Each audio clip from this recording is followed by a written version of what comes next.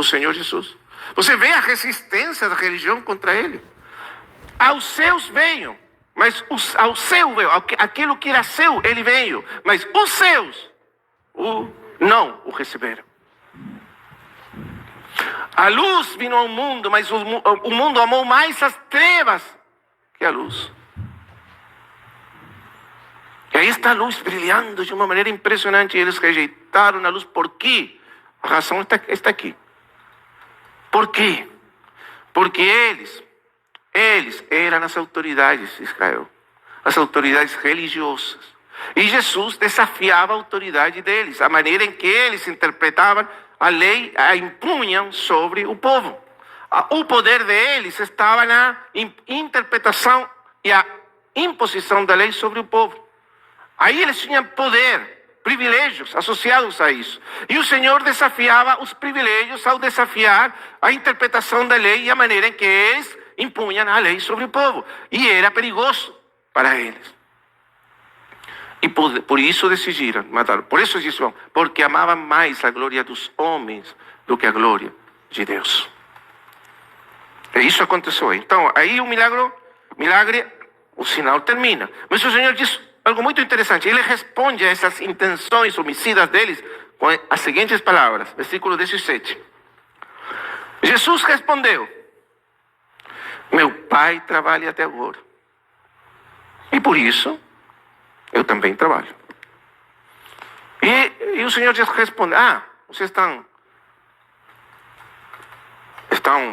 ficam bravos porque eu curei esse homem no sábado. Mas eu fiz. Foi o seguinte: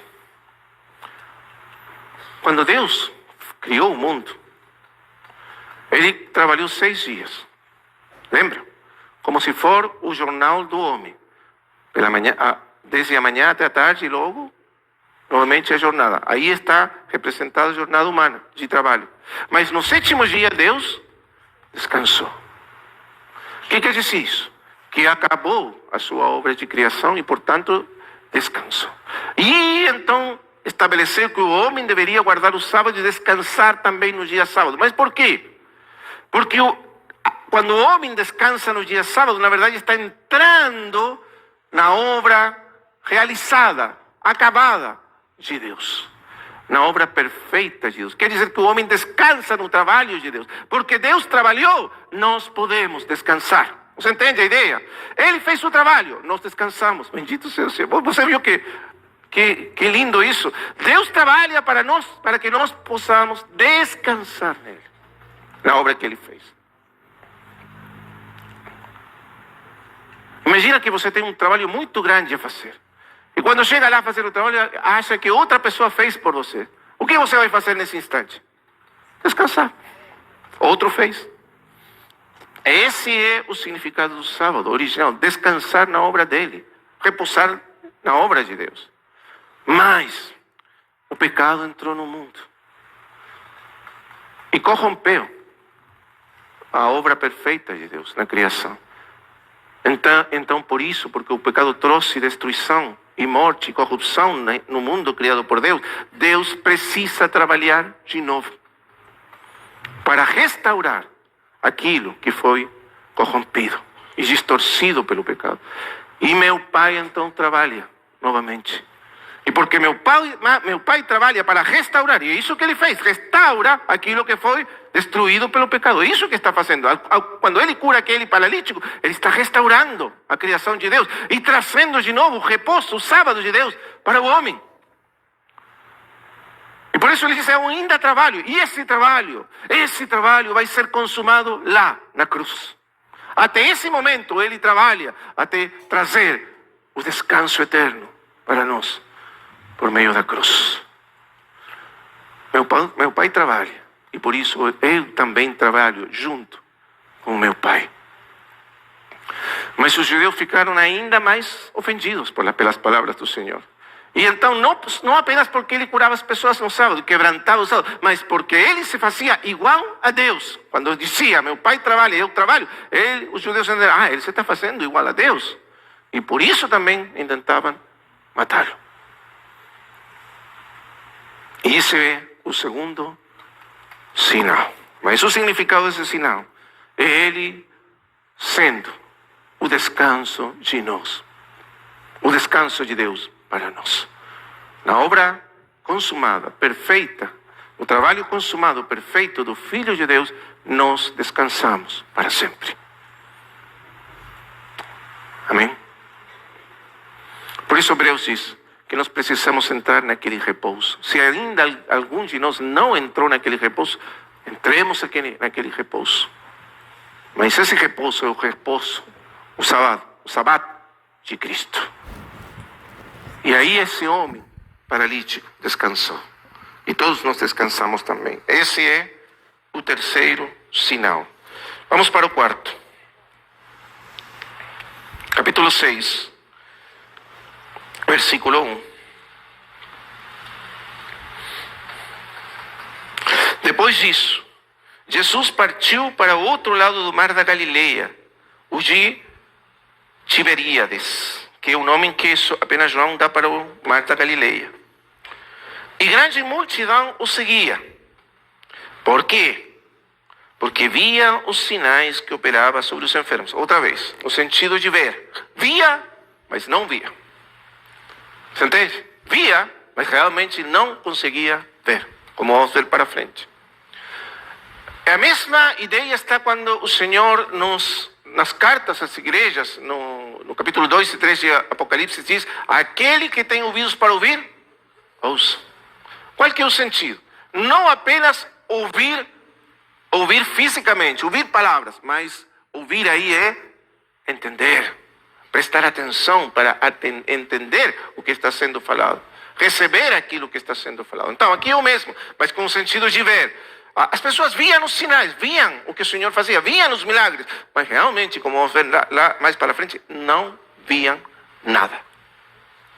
Por quê? Pela dureza dos seus corações. Vamos continuar. Mas grande multidão, ou seja, veja, grande multidão. Essa multidão, mais ou menos, como vamos ver, eram 14.000 pessoas, mais ou menos, contando mulheres, homens e crianças. 14.000 pessoas estavam seguindo a ele. Por quê? Claro, por o desespero da vida humana. Eles tinham pessoas doentes. Imagina um tempo em que não existia a medicina de hoje. Não existia.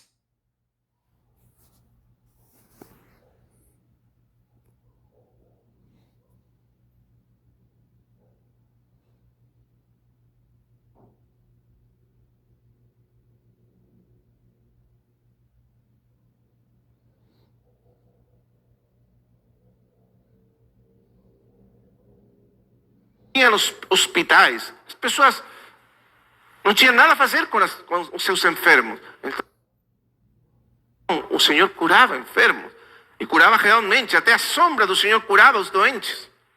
As pessoas tocavam nele e ficavam curadas. Então as multidões iam por trás dele, mas por que iam detrás dele? Porque reconheciam quem era ele, porque sabiam quem era ele, porque viam realmente quem era ele? Não. Apenas porque eles precisavam do que ele tinha para dar a eles. Cura das enfermidades. E mesmo o Senhor, sabendo isso, curava os enfermos por misericórdia e compaixão dele. E essas multidões seguiram. E aí, o que aconteceu? Versículo 3. Jesus subiu ao monte e assentou-se ali com seus discípulos. E a Páscoa estava próxima. E então, esse versículo é essencial nesse sinal. A Páscoa explica o sinal. A Páscoa dos judeus estava próxima. Essa é a segunda Páscoa que menciona João no seu Evangelho. A terceira é na última ceia. Quando Jesus levantou os olhos, viu uma grande multidão.